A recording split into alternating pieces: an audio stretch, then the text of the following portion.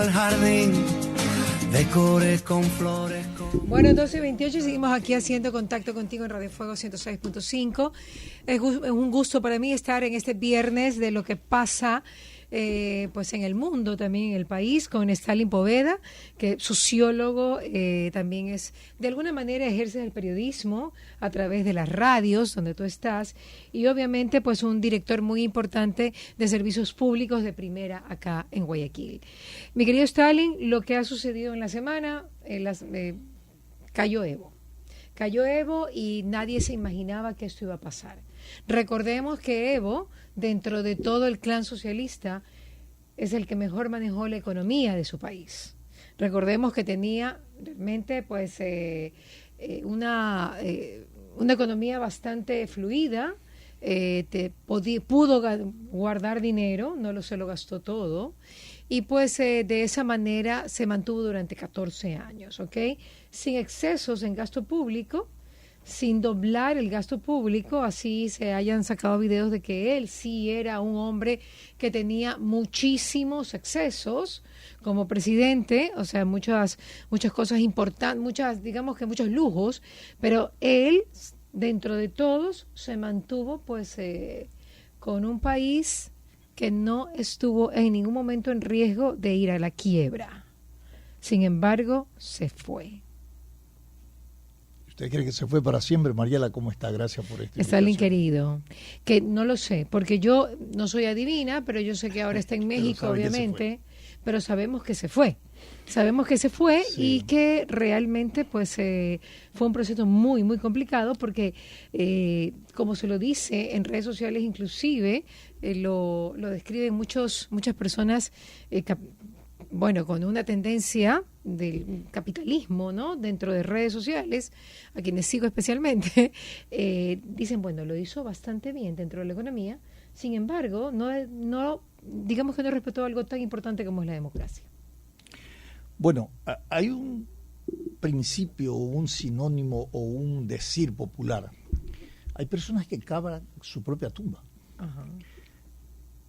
Y este es el caso de Evo Morales. Evo Morales durante 14 años generó desde el poder una estructura de gestión, de sostenibilidad presupuestaria, de crecimiento y desarrollo económico. ¿Cuánto era la reserva económica de Bolivia?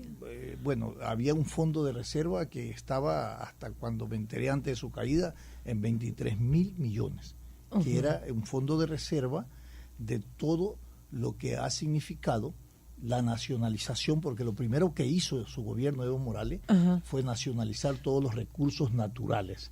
Nacionalizar todos los recursos naturales. Por favor, Pacho, búscame el Producto Interno Bruto de Bolivia y los habitantes de Bolivia. Estoy contigo. En ese momento, uh-huh. Que nacionalizó todos estos recursos, uh-huh. tuvo la precaución, y esto es un aporte de su vicepresidente, que ha tenido experiencia en manejos económicos, de poner un fondo de estabilidad, ¿no es cierto? Social, político, lo que sea. Y esto de alguna manera le generó una especie de blindaje para el desarrollo del crecimiento y sostenibilidad del desarrollo económico de ese país. Algunos indicadores muy importantes de crecimiento sostenido durante 14 años, entre el 4.9% permanentemente de crecimiento, y en el último año hubo un tema de desfase presupuestario con un déficit de algo del 5.6%. Las explicaciones por qué ese déficit se originaron a toda la crisis que él mismo fue determinando. Y Evo, lo que le perjudica en el desarrollo de su ejercicio del poder es que empezó a manosear y a jugar con los valores democráticos y constitucionales de su estructura, ¿no?, de ese país. Cuando el pueblo le dijo, no, usted ya no va más a las reelecciones, en una consulta popular, él tomó una decisión de acudir a la Corte Suprema, uh-huh. que eran prácticamente adscritos a su propuesta política y a su grupo de poder, y reformó un artículo en donde se establecía ¿En la Constitución? En la Constitución. O sea, hizo una enmienda. Reformó un artículo. Sin votación. No, y no solamente eso. pidió la reforma de ese artículo. Mire lo que pasaba, Mariana. Ahí lo habiendo hecho una consulta, un referéndum, donde el pueblo le dijo, usted no va más a la reelección. Perdió con el pronunciamiento del pueblo la reelección. Entonces acudió a un manoseo constitucional, reformó el artículo y efectivamente esta Corte dijo sí puede ser reelegido a otro periodo. Ese manoseo en el orden constitucional fue generando una especie de distancia con los ciudadanos respecto a cuál era el valor y la concepción que él tenía de los valores de la democracia, lo que tú dices, y de la institucionalidad de un país y de un Estado de Derecho. Y ha empezado entonces un poco al deterioro de la legitimidad y de la credibilidad de Evo Morales. Y estos dos componentes de pérdida de legitimidad y de credibilidad son los que fueron un poco desarticulando su presencia y también tirando al traste el modelo. Porque él, por ejemplo, propició durante muchos años el culto a la personalidad. Nunca hubo relevo, nunca tampoco tuvo la alternancia para ir creando cuadros para que lo vayan un poco relevando. Él quiso perennizarse en el poder. Es tanto que ahora en la crisis resuelve, porque no tenía a nadie más, y dice, vamos a renunciar todo en la sucesión, para que la sucesión se torne muy áspera, muy diferente, ¿no? muy de crisis. ¿A qué te refieres con eso? No lo estoy entendiendo. ¿Él qué dijo? ¿Vamos a impedir que haya una nueva sucesión? Okay. No. Cuando él se da cuenta que no puede manejar la crisis, ya. Entonces él viene y dice, renuncio. Eso fue hace unos 5 días, 6 días, claro, ¿no? Okay. Recién. Pero él puede renunciar, pero podía haberle dicho a su vicepresidente, quédate para la sucesión. Claro, para la sucesión constitucional. ¿No? Él dijo, no, tú tampoco te quedas, tampoco se queda el presidente del Congreso. Y bajo la válvula. Bajo la válvula, todo se fue. Exactamente. Ese es el término. Entonces, dejó en un limbo democrático institucional ese momento. Bueno, ahora ya tenemos una presidenta, Yanina Áñez, que evidentemente ha empezado a darle una estructura a su gobierno y ha prometido una convocatoria inmediata. ¿Cómo se escogen a Yanina Áñez? Bueno, era también Yanina Áñez, era un poco de una bancada de opositora, pero que en la línea de sucesión, a no ver el presidente de la presidenta del Congreso, la vicepresidenta, a ella le tocaba en esa línea de sucesión. Quedó eso, entonces ya ahora está como presidenta. Pero qué machista que es la gente, ¿no? Los hombres, hay mucho machismo. Pero hay una mujer. Sí, pero enseguida van con un video pornográfico. Y en la crisis. ¿Ah? Y enseguida van con un video pornográfico de la presidenta. Bueno, cuando te expones al escrutinio... A ver. Cuando te expones al escrutinio... Esto no solamente es un programa donde hablamos de política, sino que también hablamos de la parte social y hablamos de todo. Pero, a ver, no puede ser. A nadie le sacó ningún video de esa categoría a ningún presidente. Ni nada. Pero, por favor, ¿por qué tienen que exponer así a una mujer? Bueno, la exposición... Yo hablé del video y aquí Freddy dice, sí, Pacho, sí. Todos lo habían visto. Y tú también, no te hagas. La exposición... Mira, yo le voy a decir una cosa. La exposición de un ciudadano, ¿no? Cuando está expuesto a lo público. Qué pena que sea una transparencia pública. Pero entonces, quiero mujer, decir... ¿Es porque es mujer? No. Quiero decir... Claro, ¿por qué no le sacan a esa mujer lo positivo de su existencia? Y la satanizan con un video de esa índole. O sea, yo creo que también son los juegos de intereses que se manejan alrededor. No han de haber sido los ciudadanos aliados. Es un opositor que empezó a minar la credibilidad de la nueva presidenta. ¿Y con ese video sexual, tú crees que se mina la credibilidad de Yanina Áñez? No, porque cae en el ámbito de la lucha del poder. O sea, hay cosas que tú puedes justificar y decir, no, eso es una maniobra, ¿no es cierto?, para deslegitimarla en su gobierno. Eso que puede aparentemente parecer que la afecta, la puede ayudar. ¿Por qué? Porque la declara, porque la puede hacer aparecer en la opinión pública como una perseguida y víctima de ese juego de interés. Y la posiciona mayormente. Okay. Sí, o sea, puedes mirarlo por los dos lados.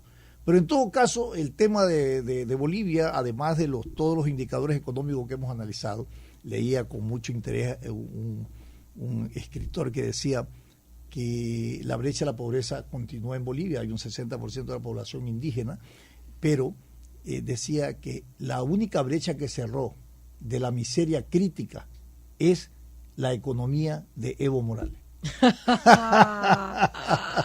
Bueno, ¿te parece bien, no? Claro, porque hay fotos de Evo antes y después. Bueno, antes y después, y todo el trabajo a lo que se dedicó.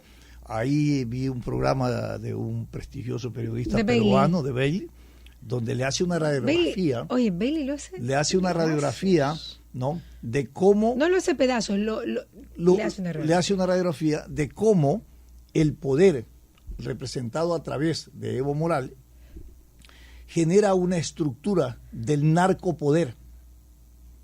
Y esa estructura del narcopoder habilita o activa otras sensibilidades sociales y políticas en donde se involucra al Estado en esa dimensión. Y quienes han visto la serie de Pablo Escobar saben que el que primero tuvo esa idea, ¿quién fue? ¿Quién fue? Dígalo usted. Pablo Escobar. Eso, exactamente. Pablo Escobar fue el primero que dijo, bueno, si nosotros producimos esto, pues este es nuestro Producto Interno Bruto más importante, vamos a exportarlo. Pero para eso, para que todo esto sea legal, tenemos que llegar al poder. Él nunca lo logró. A medias. Bueno, a medias, porque creo que fue pero senador, ¿cuándo logras articular el poder? No solamente es en la representación que tú puedes poner a tus personas y pueden representar y responder a los intereses del narcotráfico. Es cuando infiltras a una sociedad en su estructura y en su institucionalidad, en donde tú, a través del narcotráfico y de este negocio, ¿no?, comprometes a todos los niveles institucionales de una sociedad, la policía, los militares, el gobierno, los ministros, todos en general. Carlitos, ¿no?, Estrella. Infiltrados en ese proceso. Carlitos, gusto en saludarlo. Un placer estar con ustedes. Carlitos, que usted siempre parece muñequito de torre. Qué envidia. El reflejo. Es un reflejo. Gentleman. Es un gentleman. Carlitos, muy bien. No puede ser. Esos son los aires de la experiencia de la diplomacia. Claro. Pero quiero aclarar una cosa. Él vino de directamente desde Inglaterra, acá a la radio. No de las momias. No de las momias. Por favor, esta es una nueva generación de diplomacia. Gracias, muy amable, muy gentil. Bienvenido, Carlos. Gracias. Qué gusto Carlitos, saludarte. ¿qué son eso de las momias? ¿Qué? Cocteleras. Así es como Correa definía Nunca lo escuché decir eso. Al servicio exterior, lo cual que servían para eso. Era mentira, porque el servicio exterior ecuatoriano siempre las ha sido momias valioso. Cocteleras. Claro, ¿por qué decía que eran las momias cocteleras, además de toda la práctica? Y de los periodistas que solo nos dedicábamos a tomar café. Bueno, claro, que servían para morar aguacate, ¿no? Porque había generación estancada, según él, en el proceso diplomático, de siempre eran los mismos señores de edad ya muy avanzados de edad, ¿no? Entonces, las momias cocteleras que pasaban solamente de cócteles en cócteles. Y eso era falso, porque en la Cancillería hay, por ejemplo, embajadores como Marcelo Fernández de Córdoba, claro, muy valioso, Jaime Marchán, que es el que ha ido a Inglaterra a arreglar el problema de Assange. Entonces, justamente Correa desinstitucionalizó la Cancillería y los resultados son públicos. Claro. Carlitos, estamos hablando del tema de Bolivia y pues introduciendo también con Stalin el tema de por qué Evo Morales se fue, pues teniendo una economía bastante buena en Bolivia, a pesar de que la brecha social seguía muy alta. Y esa fue la introducción que hizo Mariela, que me parece muy interesante. Y yo le quiero agregar, desde tu visión como diplomático, como analista político, internacional, ¿es un estado fallido Bolivia? No, mejoró la economía. Yo estoy totalmente de acuerdo. Yo estoy totalmente de acuerdo con Mariela, que siendo una persona poco preparada, entonces, yo siempre te escucho. Yo siempre te escucho. Soy fanático de Mariela. Qué bello. Pero a pesar de que él tenía poco conocimiento académico, tenía mucho sentido común y mejoró la economía. Que es el menos común de los sentidos. Pero eso no significa que por más que yo mejore la economía, quiera quedarme más de 14 años presidiendo un Estado. Es decir, yo puedo hacer las cosas bien, pero Bolivia no es del señor Morales. Entonces él se fue en contra de un principio básico de la democracia, que es el principio de la alternabilidad. y quiso quedarse 14 años más, 10 años más. Violó un plebiscito que le dijo, no puede usted ser candidato. Fue ante la Corte Constitucional y le dijo, es que es mi derecho humano, que ahora son derechos fundamentales, ser candidato. Y presionando fue, y encima hubo fraude. Un fraude que además es público porque se fue más de tantas horas el sistema y después ganó él. Y vino un informe de la Organización de Estados Americanos. Entonces el error de Morales, que es el mismo error de Correa, que es el mismo error de los socialistas del siglo XXI, y en eso Stalin estará de acuerdo conmigo, es que se creen mesías. Entonces creen que nacieron y que el Ecuador va a estar bien solo porque está Correa, y Bolivia va a estar bien solo porque está Morales, y Brasil solo va a estar bien porque está Lula.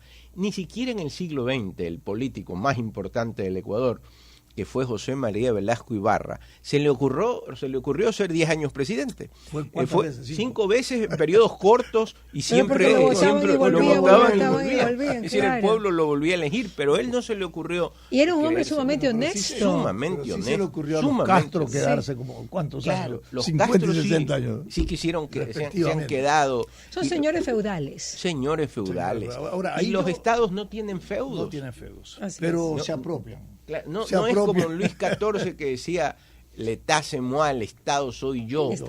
Luis XV que decía después de mí el diluvio. El que viene atrás que arre. Y el que vino fue Luis XVI. Oiga, pero ¿y qué hizo Luis XVI? El pobre. Dicen que era muy bueno para arreglar relojes. ¿Ya? Se casa con María Antonieta, que era preciosa. Ah, claro. Encima tiene un problema, no podía tener hijos, tuvieron que hacerle una operación. Y vino la revolución. ¿Qué tipo de operación en esa época? No podía pero procrear. Yo ya imagino esa operación. Ha sido muy doloroso. En la parte genital, en esa época, lo dejaron peor seguro. Mejor no ande. Pero había otras opciones fuera de la operación para tener hijos, ¿no? ¿Qué María Antonieta esté con esas opciones que dice Stalin son sociológicas.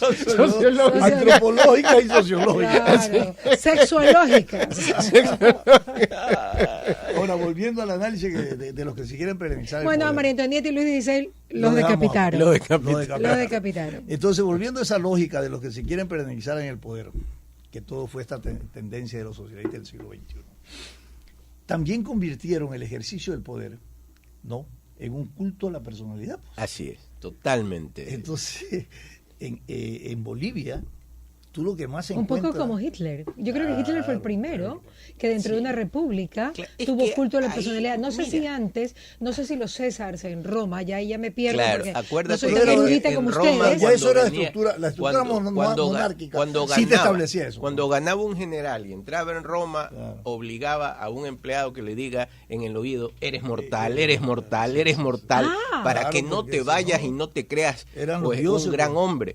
El problema, que bien lo señala Stalin, es que en Bolivia, siendo él un presidente, digamos, indígena, que viene de abajo, el palacio presidencial es extraordinario, el avión presidencial cualquiera lo quisiera tener, entonces hay un culto a la personalidad, lo cual es malo. Fíjate, Eloy Alfaro, que fue un gran un gasto del excesivo impuesto de la gente, Eloy Alfaro quitó en 1900 que se le diga al presidente su excelencia. Antes se le decía su excelencia. Su excelencia, que se le diga simple y llanamente, eso me señor imagino presidente. Que vino para la Real Audiencia de Quito, y obviamente también por ciertos temas que tienen que ver con España en esa época. Claro, pero el culto a la personalidad aquí es terrible en América Latina. Mientras que en Europa... Pero tenemos en nuestro código genético eso, ¿no? Exacto, lamentablemente eso lo vamos. Y hay otra postura, que es la postura del derecho natural y del derecho positivo. El derecho natural es que los hombres nacemos con derechos, y el derecho positivo que quieren imponer estos pseudos líderes es que a través de las leyes se impongan sobre el derecho natural, que es el nuestro. Ese es el derecho consuetudinario. A ver, acláreme el término. Señores eruditos, yo aquí estoy con eruditos. Nosotros tenemos al nacer un derecho natural. Derecho a la libertad de expresión, derecho a la independencia, etcétera. Estos pseudos líderes, a través de la ley que se llama derecho positivo, quieren imponernos cortapisas a nuestro derecho, que son derechos fundamentales. Entonces todos estos líderes a través de la ley quieren controlar. Fíjate, la ley digamos que controla los medios, la ley de comunicación, la ley de comunicación no nos dejaba fácilmente opinar. Casi, LOCA. Y la ley de educación quitaba la oportunidad que vayan a las universidades. Ese derecho positivo manejado por estos pseudos mesías, cuando nosotros como derecho natural tenemos esos derechos. A ver, doctor, pero exacto. Yo pregunté y voy a volver a preguntar. Sí. ¿Bolivia es un estado fallido? Primero. Segundo, ¿qué representa qué incidencia tiene la renuncia de Evo Morales para América Latina, en donde hay gobiernos que todavía tienen la ubicación del socialismo del siglo XXI como ideología de ejercicio del poder, y otros que están pugnando por retornar a esa línea? Bueno, yo contestaría que Bolivia nace mal, y ustedes dirán, ¿por qué? Porque Bolivia era el Perú. ¿Nace mal de qué? ¿De Bolívar? No, Bolívar era el Perú. Había el Alto Perú y Perú. Y Bolívar era el Alto Bolívar, Perú. Si viene Simón Bolívar y lo divide, y le pone Bolivia. Ajá. Por eso es que los peruanos no quieren a Bolívar. Entonces nace una situación... Quieren a San Martín. Quieren a San Martín, a pesar de que Bolívar hizo más. Claro. Pero ya eso es una discusión histórica, pero nace en una situación geográfica y difícil. Hay una ciencia que se llama la geopolítica de Raxel, que dice que el territorio va con la persona.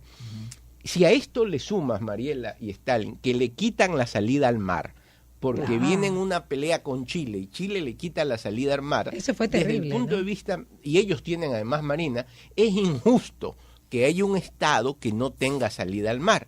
Entonces Bolivia... Paraguay tampoco lo tiene. Sí, Bolivia tiene todos estos problemas. Pero lo de Bolivia fue muy fuerte. De hecho, se dice que un día se paralizó todo el país. Hay un cuento, yo no sé si es un mito urbano, que dice que cuando pasó esto, un día todo el país, todos los bolivianos se quedaron como en shock. Claro. O sea, porque realmente el hecho de que no haya una salida al mar fue terrible para ellos. Yo me acuerdo, y la comparación no es la que Mariela lo dice tan bien.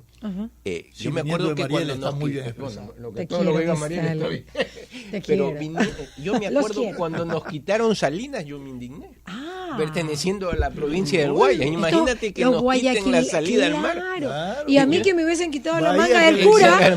Yo también estaba bravísima de que nos quisieran quitar los guayasenses la manga del cura. La manga del cura. Nunca he estado en la manga del cura, pero la manga del cura es mía. Porque soy manavita. Usted puede aceptar que le quiten al cura, pero no la manga. Exacto.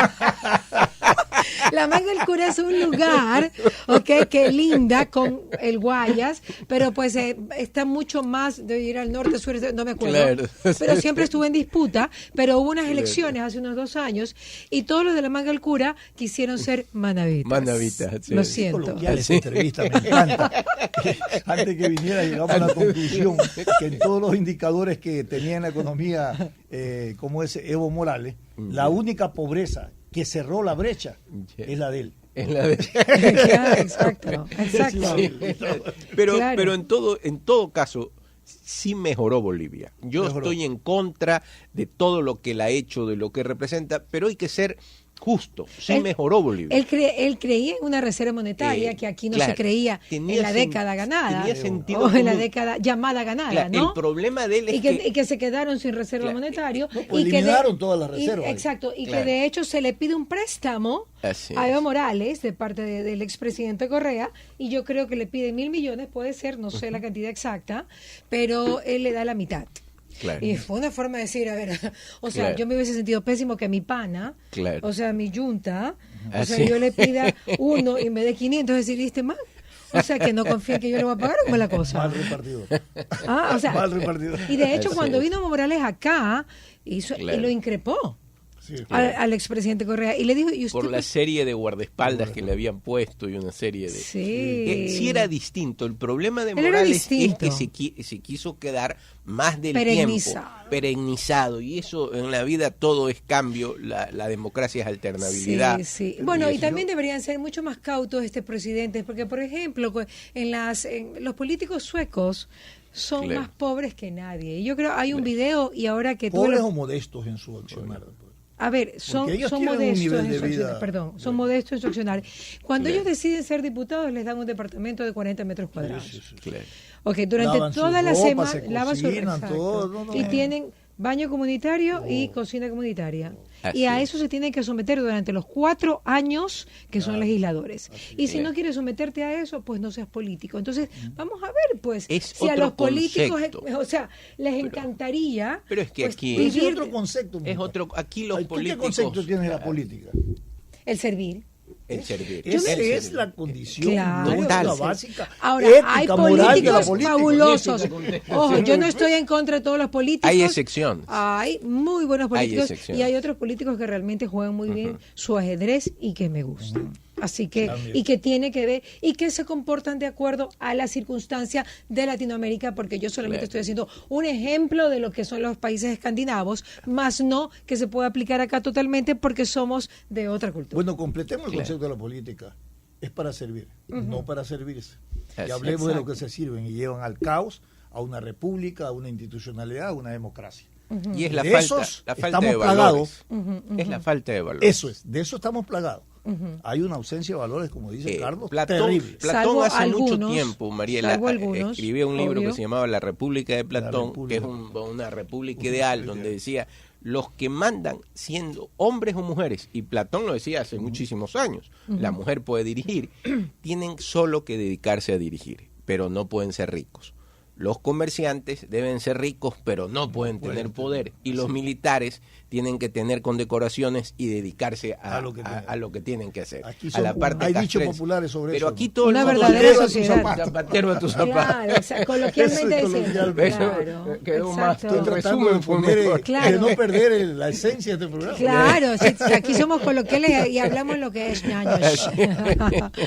Pero definitivamente lo de Evo Morales, como dijo Ricardo Montaner en un Twitter, tengo que decirlo, lo dijo Ricardo Montaner, no lo digo yo. Usted repítalo. ¿Y qué lo dijo Montaner? Qué alivio, uno menos. Ayer. ¿Ah? Qué alivio, digo, uno menos. ¿Uno menos de qué y para qué? Ya, pues usted ya interpreta el resto. Eso dijo Ricardo Montaner. Que Stalin va al análisis sociológico. ¿Qué pasa? Pero fue un tuit de Ricardo Montaner, cantante venezolano. Muy lacónico ese tuit. Que lo retuiteó el mundo entero. Claro. Y fue realmente reposteado y utilizado en todos los medios tradicionales. Claro. Porque en muy pocas palabras él dijo algo que de repente era el sentir de mucha gente y que no se lo decía. Claro. Entonces, ahora, ¿qué va a pasar con la señora Áñez? Ella es de transición. Total. Y me imagino que pronto habrán otras elecciones. Ya ha dicho ella que lo primero que va a hacer es convocar elecciones. Claro. Obviamente cambiar el tribunal electoral, que es mañoso, con personas de probidad notoria. Claro. Y que su periodo va a ser solo de transición. ¿A dónde se encuentra eso de probidad notoria? ¿Dónde compramos eso? ¿Dónde se exhiben esos personas que sean... es que en el Ecuador, como en Bolivia, en América, sí habían antes. Lo que pasa es que cada vez en la política se coge, pero obviamente... Pero aquí tenemos algunos, pero no los vamos a dar. Claro, queremos que estén con nosotros. Hay gente valiosa. Hay gente maravillosa, obviamente. Lo que pasa es que cada vez menos se quieren involucrar en política. Claro. Ahora, yo quiero preguntar algo, Carlos y Mariela. Y antes de ir a contestar lo que ha planteado Mariela, ¿cuál es el futuro de la nueva presidenta? Ok. Quiero preguntar cómo se llegó a esa sucesión y no se llegó a lo que dice Evo Morales, a una dictadura civil, militar, policial, porque podrían haber hecho un triunviro. Así es. Deme una respuesta que tenga que ver con la fortaleza de la institucionalidad de un Estado de Derecho, o deme una respuesta que tenga que ver con la madurez de las Fuerzas Armadas. ¿Qué ha pasado? Bueno, desde mi punto de vista lo que ha habido es madurez de las Fuerzas Armadas, madurez de la policía, porque no intervinieron en el asunto. Fue el pueblo el que sale a las calles. Y la policía dice, no podemos... 2 millones de personas. Creo que nunca ha habido una manifestación tan grande en el mundo entero. Y las Fuerzas Armadas le dicen, sugerimos que renuncie, pero digamos no intervinieron. Entonces eso dio lugar a que el presidente Morales tomara esa decisión. Sé que lo pensó mucho, sé que al principio quise irse en su avión, pero después renunció en una cadena de televisión, con el vicepresidente que también renunció, el del Congreso que también renunció, y esta señora, mujer valiente, asumió la sucesión, porque bien pudo también... Claro, hacerse la loca. Ahora, ¿por qué se dice, estoy desbaratando fake news, claro, se dice que se fue a Argentina, pero que Fernández no lo dejó aterrizar? ¿Eso es cierto? No. Eso no es verdad. No, sé que hay algunos países que no quisieron darle, digamos... asilo. Paso en el avión. Acuérdate que la soberanía va también en la parte espacial. En el espacio aéreo. O sea, no pase, no. Si usted va en su avión, Mariela, no se pase donde no tiene que ir. No, pero no Mariela, te creo. todo el mundo le da. Bueno, aunque te dan visa que pase. No hay límite. En este país, señores, no se necesita visa para estar alrededor de todo el país. Yo estaba y lo llegando, dijo nuestro vicepresidente, Mariela, punto. Yo estaba llegando, ¿para qué? Me llamó el y cónsul. Me encantó eso que me dijo. llamó el cónsul honorario de España, el doctor Rizzo, y le digo, me dice, ¿dónde vas? Le digo, estoy donde Mariela Viteri. Después te llamo, me dice, eso es más importante. Así que, ya tuvo líos morales cuando a Snowden le quisieron dar asilo en Rusia. Tú te acordarás.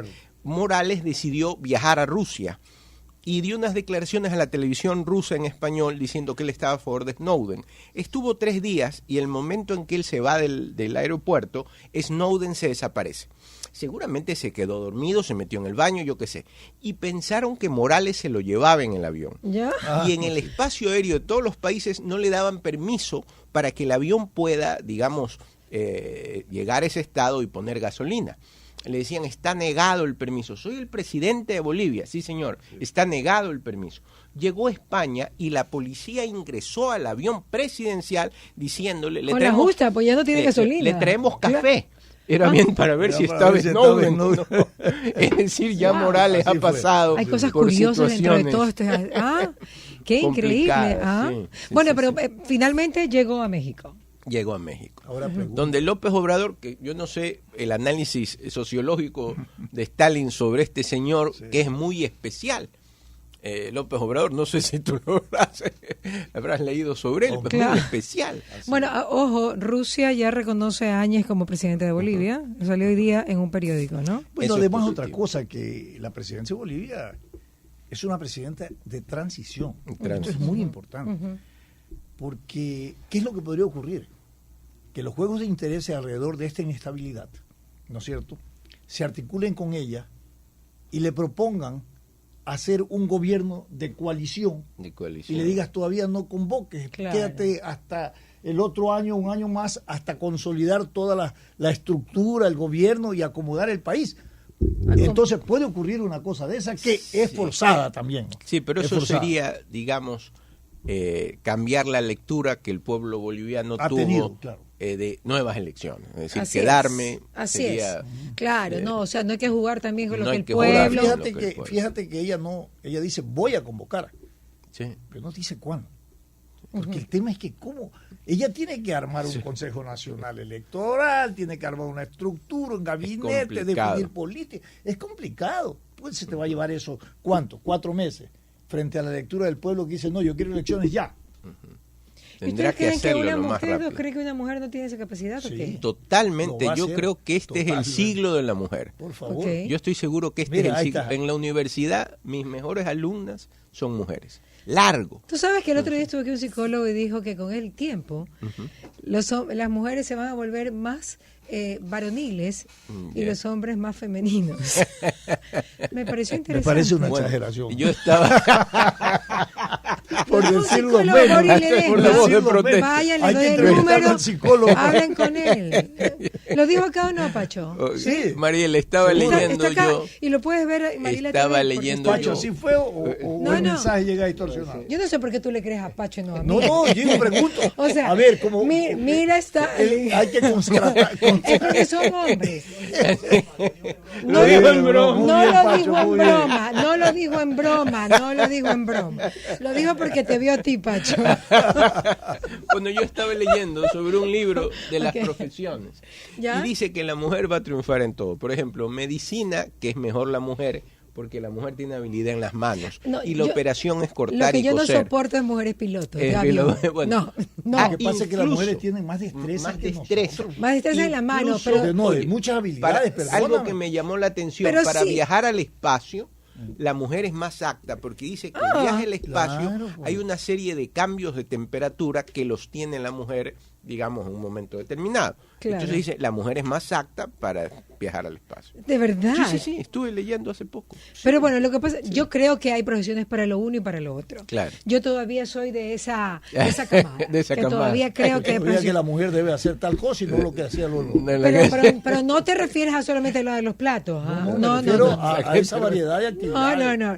Yo, por ejemplo, si una mujer es piloto de un avión, o sea, prefiero que sea un hombre que maneje. Porque el hombre como que se orienta más. Que una mujer incursione en eso, claro. No, yo no, ¿sabes por qué? Porque se puede estar pintando las uñas. O sea, prefiero que el hombre esté bien concentrado en donde vamos en el avión. Marielita, pero ¿quién es la piloto del hogar? ¿De quién? Del hogar. Obviamente nosotros. Es un piloto del hogar. La nave más difícil de manejar. Sí, bonito. Que no sea la nave del olvido. Acuérdate que... Pero no le doy un avión tan fácilmente. No le doy. Prefiero un macho. Ya ves. Y después reclama derecho. Después reclama... No, espérate, pero hay otras cosas. Hay otras cosas que realmente... Después habla de los machos. No, para las mujeres estamos también para otros. Podemos dirigir empresas, podemos ser presidentes de naciones. Ya le he dicho que la empresa más difícil de dirigir. ¿Por eso? Es el hogar, es la familia.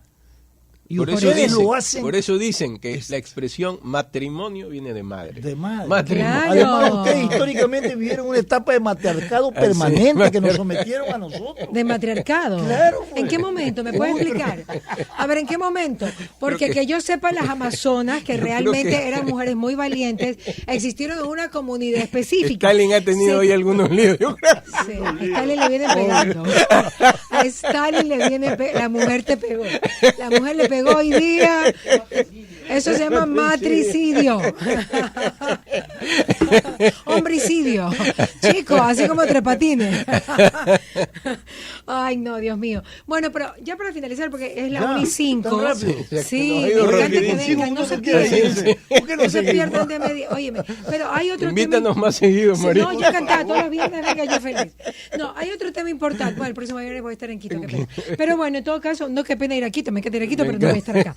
Bueno, no podemos poner otra mujer el viernes. No, sin Mariela, no. La alternabilidad. Aquí queremos dictadura. No, aquí queremos dictadura. Bueno, Tatiana, le puedes decir a la Tati que se siente. ¿Quieres que Tatiana se siente aquí? No, Tatiana trabaja aquí con nosotros y hace noticias. La de Saruma. No, Porque la escucho en tu programa. Tatiana de los Ríos. Con Bolívar la hiciste aquí. Poco más faltaba que se le sienten las piernas. Sí. No, tú querías que se sienten las piernas. Yo en verdad quería sentarme yo. Porque tú no lo podías hacer. En verdad quería sentarme yo. Tatiana es de los Ríos. Es buena persona. De los Ríos. Claro. Y tú la yo conoces. le tengo mucho cariño. Tatiana empezó en recepción y ahora es la coordinadora general de revista. Por favor, para conocerla al aire público. Y periodista. Ella fue la primera periodista del grupo, inclusive antes que yo. Graduadita, muy valiosa, y trabajó muy estrechamente con César Monge cuando estaba acá. Y tuvo que, César, con todo el cariño que te tengo, tuvo que soportar a César Monge, porque César le escribía a las 4 de la mañana. De hecho, a César se le preguntó si él se había dado cuenta que la mujer había dado a luz, porque César estaba tan concentrado en todo, menos en lo que está la Tati por ahí. No. Se fue la Tati. Bueno, pero la Tati es una chica. Habrá otra oportunidad para hacerlo. Tati es el verdadero mensaje García. Sí. Tú a Tatiana le dices esas Tati. Son las destrezas de las mujeres. Claro, está que claro. No somos los hombres. Bueno, aquí trabajo con bastantes mujeres, ¿no? Sí. Pero me quisieron poner una operadora mujer y me negué. ¿Y cómo así? Porque me gusta ver a estos hombres operar. Definitivamente. Hay más mujeres que hombres. En la radio. Pero en la revista sí hay muchas mujeres. Sí. Bueno, pero a ver, otro tema ya para finalizar, Chile. Con Chile estamos con un tema de que los jóvenes siguen reclamando. Sí. Hay imágenes apocalípticas, terrible. Se la describió en Twitter, cuando en una línea de teléfono se están columpiando 4 jóvenes y se ve al fondo una fogata, pues una humarada, una llama, y entonces tú ves esta toma y tú dices, esto no puede estar pasando en un país. Hay dos vertientes. Que era el milagro chileno. Claro, es que no había tal milagro. Pinochet cambia el sistema económico a un sistema neoliberal, y ese sistema lo siguieron todos los gobiernos de la Concertación. Hasta ahora. Pero porque no habían cambiado la Constitución. Porque habían en Estados Unidos, señores, no se ha cambiado la Constitución, claro. ¿Desde cuándo? Pero este es el sistema. Solo se hicieron reformas, nada más. Solo se han hecho enmiendas. Pero la Constitución ha estado desde Washington. Pero este sistema económico neoliberal sí trajo injusticias sociales. Porque, por ejemplo, la educación era privada y muy cara, era muy difícil acceder a la universidad, la jubilación era privada y muy poca. Entonces hizo a gente muy, muy rica y en la clase media y media baja muchas injusticias sociales. Es decir, el reclamo era justo. A esto se ha unido una serie de anarquistas o de personas con intereses que tergiversaron la reforma, pero sé que hoy han llegado a un acuerdo entre la oposición con el gobierno, en el sentido de que van a hacer la reforma, van a plantear un plebiscito que dice... conformamos una asamblea constituyente, la mitad elegidos, la otra mitad con los legisladores que tendrán que dejar el Congreso. Otra propuesta es todos elegidos y, en fin, esa constitución aprobada de la una o de la otra forma irá también para población popular. Porque tengo entendido que ayer, no sé si es cierto o no, los militares y los policías le dijeron a Piñera, o resuelves esto o resuelves esto. Claro. ¿Eso es verdad? Sí, es que ayer circuló el caos social que se estaba dando. Entonces ya es una amenaza al presidente. Tienes que hacer algo. Claro, pero llegaron ya al acuerdo, gracias a Dios. Sí. Ahora, yo la lectura que tengo es que no sé si el acuerdo llega en el momento apropiado. Porque debe haber sido antes. Claro, porque toda la presión social que se está ejerciendo sobre el poder, no solamente sobre el gobierno, no solamente sobre Piñera, sino sobre todo el poder, sobre el Congreso, sobre todo, de la inutilidad de no haber tenido una lectura adecuada de las demandas insatisfechas que no se han solucionado, las brechas que cada vez han sido mucho más amplias de injusticias sociales y toda la cosa y de falta de oportunidad. Recordémonos que con Bachelet se inició el primer movimiento estudiantil era exactamente el inicio de lo que hoy ocurre. Es decir, ha habido miopía de los estadistas. Entonces, ¿qué pasó con los gobernantes? ¿De derecha o de izquierda? Porque aquí quiero aclarar una cosa. ¿Bachelet lo fomentó? No lo fomentó, lo encontró. Continuaron el sistema desde el sistema principio. Ella era socialista, claro, pero mantenían el sistema neoliberal económico. Mira, que más gobiernos socialistas ha tenido Chile que gobiernos neoliberales. Exacto. Entonces, esto no es un problema de ideología. ¿Y Lagos? ¿No? Lagos estuvo la primera ocasión, tengo entendido. Pero era derechista. No, Lagos era de la Concertación. De la Concertación. La Concertación es el que más gobiernos ha tenido. Más gobiernos ha tenido. Ahora, ¿cómo te explicas que haya habido concertación durante 34 años, 32 y no años? Se hayan dado y ahora todos se y no se han dado cuenta. Y donde han estado alternando ideologías de gobierno y de poder diferentes, diversas. Claro. Y nadie ha tenido la lectura adecuada para responder a esa demanda social. Por querer verle el árbol no vieron el bosque. Señores, ¿ustedes están de acuerdo con lo que hizo Pinochet? ¿Con lo que ¿En hizo? qué sentido? ¿Qué hizo? ¿En qué sentido? Nada, se las dejo abierta la pregunta. Yo pienso que no. Yo pienso que existieron violaciones fundamentales. ¿Y están de acuerdo con lo que hizo Allende? Tampoco, yo creo que Allende también violó los derechos humanos. Lamentablemente el uno era un extremismo de izquierda, el otro era un extremismo de derecha. Se fueron los dos polos. Yo considero que los polos hacen mucho daño, las extremas. ¿Tú qué dices, Stalin? Bueno, son momentos históricos diferentes. Pinochet le tocó gobernar con los militares y con el poder, con el monopolio del poder y de las armas, ¿no? Y luego tuvieron que matar hasta la otra opción, que era Allende.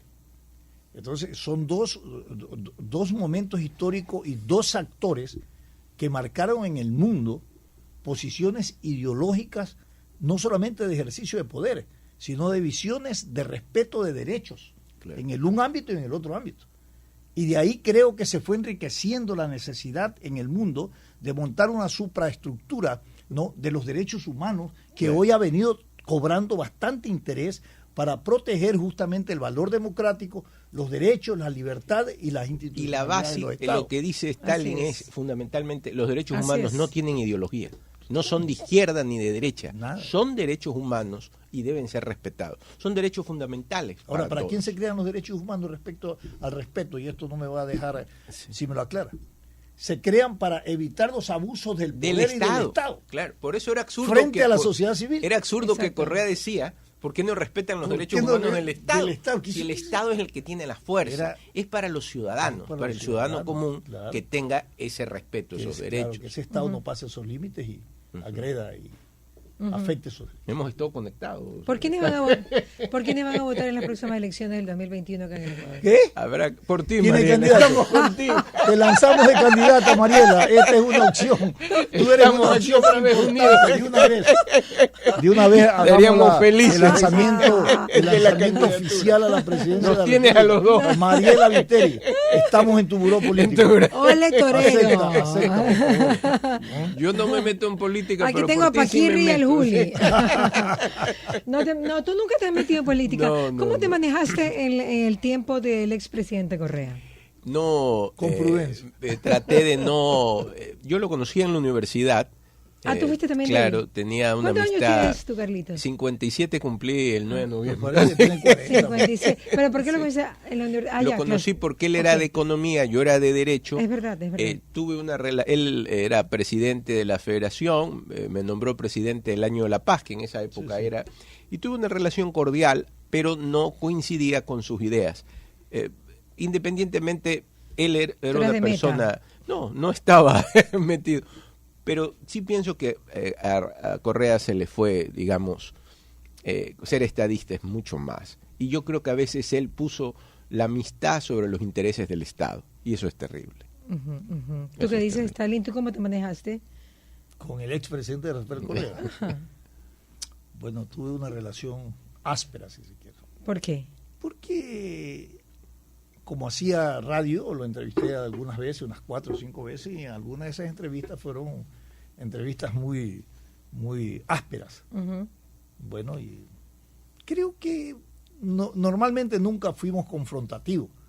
O sea, no es que fui un blanco para él ni cosa por el estilo. Claro. No. Yo tuve una experiencia. Yo salí delegado de la Universidad Católica de los Profesores a la Asamblea Universitaria, que es la representación de todas las universidades, de los profesores y los rectores. Y habiendo ganado en Guayaquil, el rector de la universidad me dice... ¿Quién era en esa época? El rector actual, Mauro Toscanini, me dice, creo que el gobierno está en contra tuyo, porque dicen que tú en televisión atacas al gobierno. Entonces yo le dije, mis criterios siempre son técnicos, no políticos. Pero sí me molesté en ese momento y quise llamarlo para decirle por qué estás en contra mío. Pues pero preferí después no hacerlo y gané la elección. Igual salí electo a la asamblea universitaria, pero sí me molestó porque yo siempre di conceptos técnicos, no conceptos políticos. Y me dijeron, tu candidatura está vedada porque dicen que eres enemigo del gobierno. Pregunto yo, si en este caso, no siendo enemigo, ya uno lo alineaban, ¿cómo habrán sido las personas que por actividad política estaban en contra? Una situación de persecución. Ahora, terrible. Mariela, ¿cómo se llevaba con...? ¿Cuál fue ahora va la pregunta. La repregunta. Yo encantada. Yo realmente nunca tuve la oportunidad de entrevistarlo. ¿No? Nunca tuve la oportunidad porque creo que alguna vez fue a Radio Fuego y lo entrevistó en esa época. En ese momento hubo una ronda que estaba el doctor Guevara y estaban otros políticos que no me acuerdo quiénes eran. Y pues allí fue la primera vez que lo vi. O sea, luego la primera vez que lo conocí, y pues ya luego nunca más lo volví a ver, pero también lo viví en la política universitaria, porque yo estaba en trabajo social en el año 87, cuando él todavía era parte de el consejo, no sé, pero ya se había graduado, pero obviamente se hablaba de Rafael Correa dentro de la federación. Y me acuerdo que el primer así como dolor que tuve con él fue la pensión diferenciada de la Católica. La pensión diferenciada. Que realmente fue un digamos que impactante para mucha gente. Y yo dije, ¿a quién se le ocurrió hacer esto? Y yo lloraba. Y después uy, no. O sea, yo me acuerdo haber estado en el aula Leonidas Ortega en una entrega de premios a los estudiantes y haber visto una chica de lejos, muy guapa, y haber preguntado, ¿quién es? Me dice, Mariela Viteri. Y digo, ¿qué estudia? Trabajo social. Por favor. Porque en trabajo social no es que eran tan guapas. Mariela era guapísima y destacaba. Perdón, doctor. Es guapísima. Claro. Es guapa. Es guapísima. Pero imagínate en esa estoy hablando época, de la época. No, imagínate en esa de la época, era terrible. Era Marimar, recién llegada de Bahía. Pelo largo Marimar. ensortijado. Con minifaldas que nadie usaba minifaldas. Solo yo llegué como brasilera. O sea, realmente. Yo me acuerdo de ver. Y salí con algunos. De hecho, abogados ahora, muy conocidos, pero que tuve una relación. 3 nombres, por favor.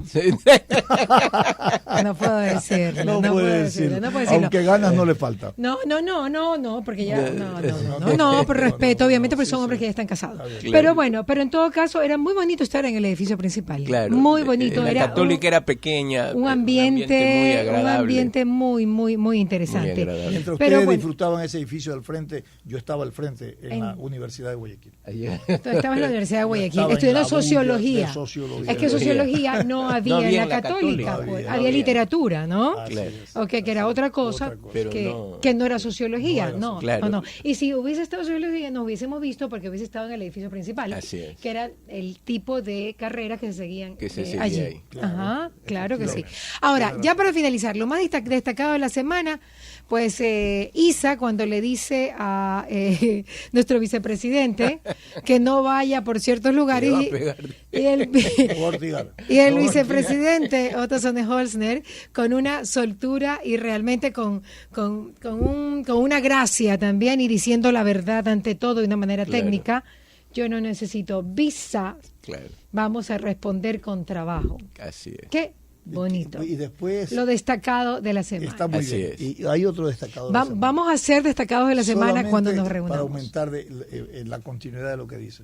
Y después sale el presidente, dice, señores, quiero ministros de territorio, no de escritorio. Muy bien. ¿Qué te parece? Buenísimo. ¿Cómo te quedó? De nuestro presidente Lenín Moreno. Excelente. Así que todos a trabajar. A la al calle, territorio. A trabajar. Eso es la manera de aproximar el poder al pueblo. Me encanta. Muy bien. Bueno, eso es agregado mío, no. Excelente. 1:21, chicas, gracias por estar acá. Ojalá nos volvamos a ver. Sí, vienen en 15 días, porque el próximo viernes voy a estar en Quito. Me encantaría volverlos a ver. No, debe ser cada semana. Usted dijo cada semana. Pero es que me voy a Quito. Pues. O si no, Tatiana, pues. Ya sabe, ¿no? Ya. Pero en todo caso, yo creo que de aquí a 15 días, ¿qué pasará? En Latinoamérica pasa tanto. Semana, pasan tantas cosas. No, pues imagínate todo el resumen en 15 días. Un besito, chicos, gracias. Gracias, Mariela. Gracias, Tali Povera. Me encanta tenerlos. Gracias por estar acá. Me despido y nos oímos el día lunes si Dios lo permite. Bye, chao, chao. Si te gustó este video, no olvides darle like, suscribirte y activar la campanita para seguir haciendo Contacto Contigo.